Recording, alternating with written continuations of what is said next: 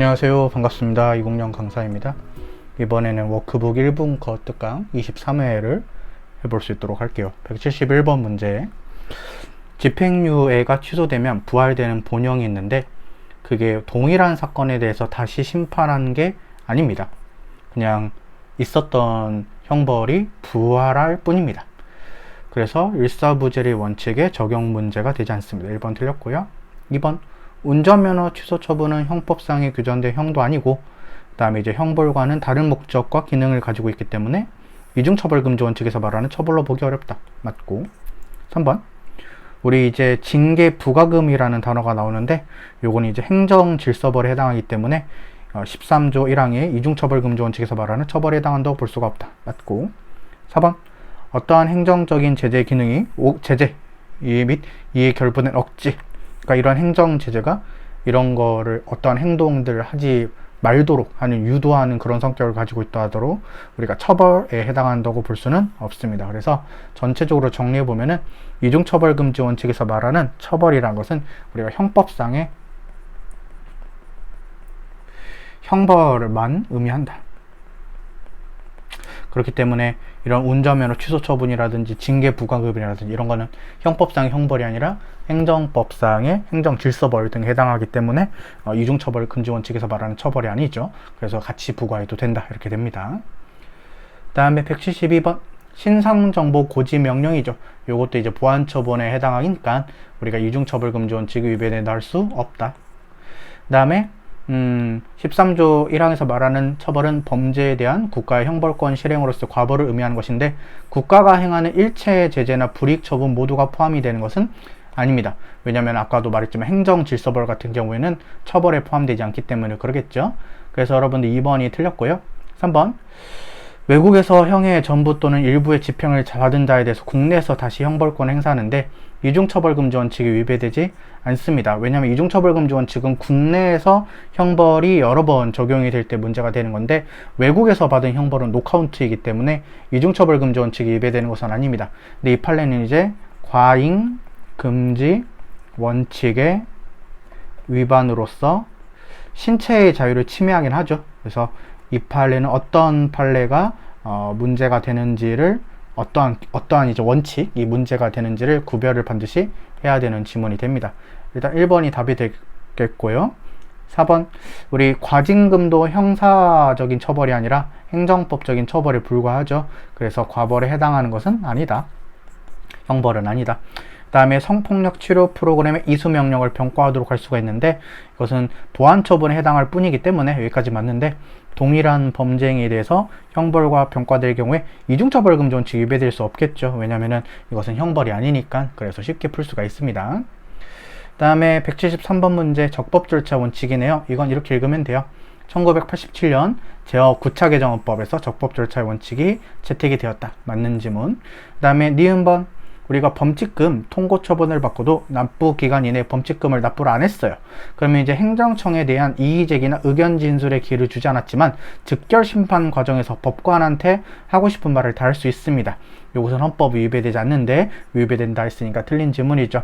디귿번은 이것을 우리가 절차 간소화를 하는데 어떻게 할 수 있냐면은 우리가 산업단지 계획안에 대한 주민의견 청취라 동시에 우리가 그 환경영향평가 초안에 대한 주민의견 청취를 동시에 진행할 수 있어요. 동시에 이것과 이것을 진행할 수 있다. 헌법이 위배되지 않습니다. 왜냐하면 우리가 이제 2번에 걸쳐서 할 것을 한 번에 했긴 했지만 충분한 절차적인 보장을 해주기 때문에 적법절차 원칙이 위배되지는 않는다. 이렇게 되는 거죠. 그 다음에 리을인데요. 자, 현행 헌법이 명문하고 있는 적법절차 원칙이 있는데 모든 국가작용을 지배하는 독자적인 헌법의 기본으로서 해석돼야 될 원칙인 건 맞습니다. 그래서 입법권의 유보적 한계를 선언하는 과잉금지 원칙과 중첩되는 부분이 있지만 구별되지 않는다. 틀린 지문인데요. 우리가 적법절차 원칙이 엄청 큰 원칙입니다. 적법절차의 원칙이 있고 요거는 국민과 관계된 모든 국가 작용에 있어서 다 적용이 돼요.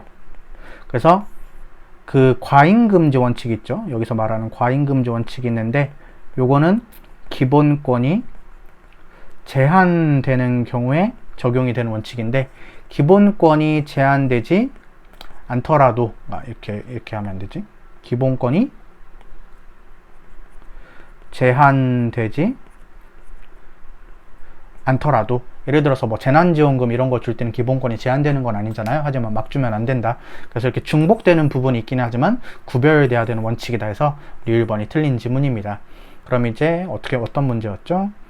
옳은 것을 뭐로 골라야 되니까 1개, 2개, 기억, 디귿, 이렇게 되죠. 그래서 2번이 답이 되겠습니다.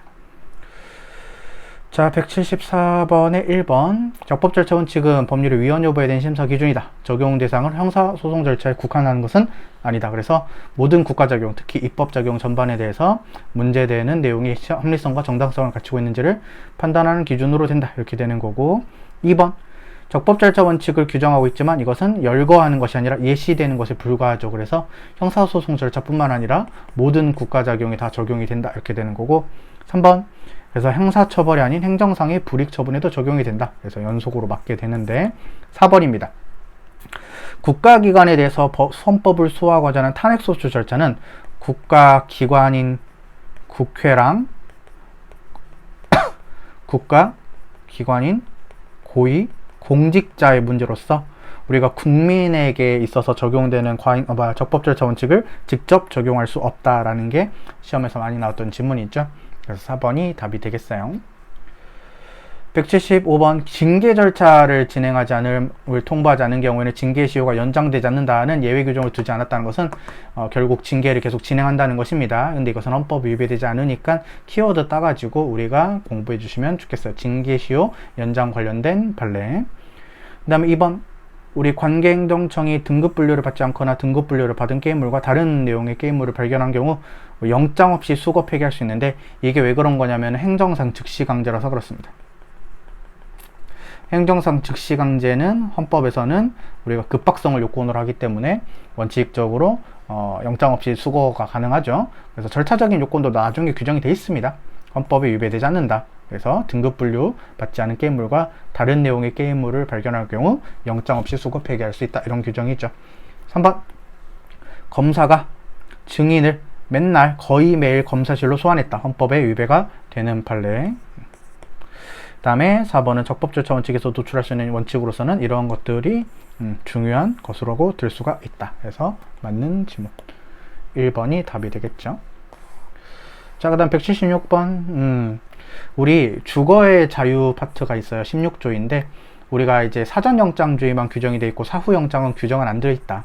그렇지만 영장주의가 예외 없이 모두 관철돼야 되는 것을 의미하는 것은 아니다. 주거의 자유에 대해서도 영장주의의 예외가 인정될 수는 있어요. 예외가 글씨 왜 이래? 상용 문자인가? 예외가 인정될 수는 있지만 무슨 요건이 있어야 되냐면 긴급성이 있어야 되고요. 그 다음에 거기에 뭔가 피의자나 증거가 있어야 되는 개연성 요건이 모두 충족되면 예외가 인정될 수 있습니다. 그 다음에 2번인데 통신사실 확인자료 제공 요청 판례네요. 요건 이제 과잉금지 원칙인 위배가 되지만 허가를 받도록 하고 있기 때문에 영장주의 위배는 아니다. 이렇게 읽으면 되겠죠. 그 다음에 3번에 이거랑 연결되는 판례죠. 체포영장을 집행하는 경우에는 필요한 때에는 타인에게는 수색영장 없이도 피의자 수사를 할 수 있도록 하는 것은 우리가 긴급성 요건을 충족시키지 못하는 것이기 때문에 영장주의 위배가 된다. 맞고요. 4번. 자, 법원이 피고인의 구속 또는 유지 여부의 필요성에서 한 재판 효력이 있습니다. 자, 그 피고인을 구속할지 말지, 유지할지 말지는 법관에게 결정권이 달려있죠. 요것을 여러분들 우리가 검사나 다른 기관의 의견이나 불복이 있다 해서 좌우받는 거나 제한받는다면 영장주의 위배가 되는 것이다. 이렇게 되는 거죠. 그래서 답은 1번이 되겠습니다. 네, 한 문제 정도 더 풀어볼게요. 적법절차 원칙이니까. 자, 적법절차 원칙은 실체적으로서 다 합리성과 정당성을 갖춰야 되는 적정한 것이어야 된다. 이렇게 되는 거고, 아까 봤던 질문 형사소송 절차뿐만 아니라 모든 입법 적용 및 행정 적용에도 광범위하게 적용된다. 4번은 합헌 판례가 보이면 돼요. 술해죄를 범했다. 금고 이상의 선고유예다. 당연퇴직, 헌법에 위배되지 않는 판례이죠. 맞죠? 그 다음에 5번인데 형사소송 절차와 관련해서 보면 적법절차 원칙은 형벌권의 실행 절차 형사소송의 전반을 규율하는 원리로서 형사 피고인의 기본권이 공권력에 있어서 침해당할 수 있는 가능성을 최소화할 수 있도록 형성 유지할 것을 요구하고 있다. 맞는 질문이겠죠. 이제 3번이 틀린 질문인데 아까 우리가 필기했던 거 응용해 봅시다. 한번 읽어보고. 적법절차 원칙은 기본권이 제한이 있음을 전제로 해서 적용된다? 틀린 이유가 있어요. 왜냐하면 기본권이 제한이 있더라도 우리가 적법절차 원칙이 적용될 수 있지만 기본권의 제한이 안 되는 경우에도 적법절차 원칙이 적용이 됩니다. 국민과 관계되는 모든 국가 작용이라면. 그래서 국민의 기본권과 관련된 모든 작용이면 적용이 되는 것이지 꼭 그 기본권이 제한이 돼야지 적용되는 원칙은 아닌 것이다. 이렇게 풀 수가 있겠죠. 그래서 답은 3번을 우리가 끝으로 골라낼 수가 있어요. 자, 이번 회차는 여기서 마치고요. 우리 영장주의 파트를 다음 시간에 보도록 하겠습니다. 고생 많으셨습니다. 고맙습니다.